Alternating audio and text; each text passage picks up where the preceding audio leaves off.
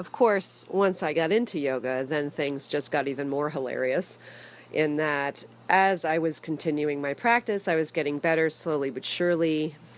And eventually I wound up leaving that job that I loved, that teacher that started me on the path. I took classes with her for about 2 years, once a week in my conference room, and she saw me through a very difficult pregnancy, and yoga and meditation really changed everything for me, so that when I was realizing that it was really hard for me to commute from Long Island into the city with a newborn and a toddler, that I was going to need to do something with my life and my energy, because being a stay-at-home mom at that point was not really looking very appealing either. I am a very independent woman and I really enjoyed my freedom. I loved my job and I love my kids, but I really need to have something to do that I identify with just for me, just on my own. So when I was thinking about what I was going to do with my life and was confiding in my teacher one day that I was really, nervous, and realized that commuting was not really being feasible anymore, that she was the one who suggested that I become a yoga teacher. And at that point, I was just shocked because I was still, I may have gotten better than I was that first time around, but I definitely still did not consider myself a yogi because I still didn't have the yogi body. I still didn't have the yogi diet. I still didn't have the yogi in general lifestyle or look as a person. So, I'd lost a little bit of weight. I was really starting to connect more to, myself in general, and I certainly had more confidence, and I was definitely getting healthier. I was making healthier choices by that point. But I was still pretty deeply steeped in particularly my Italian background as far as food goes.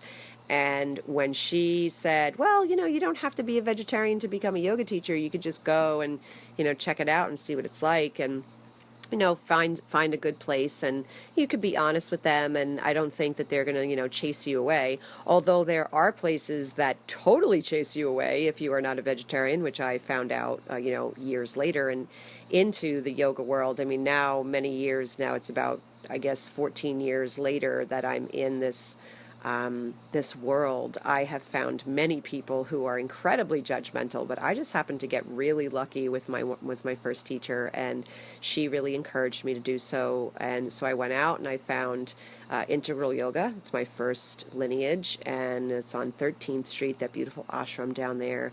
And it was wonderful, and I certainly met a bunch of beautiful people, and it really started to change my whole opinion of what it meant to be a yogi, because there were so many women in this training with me, and at the time it was all women, and I know now there are a lot more men who are practicing here as well, but this particular class happened to be all women.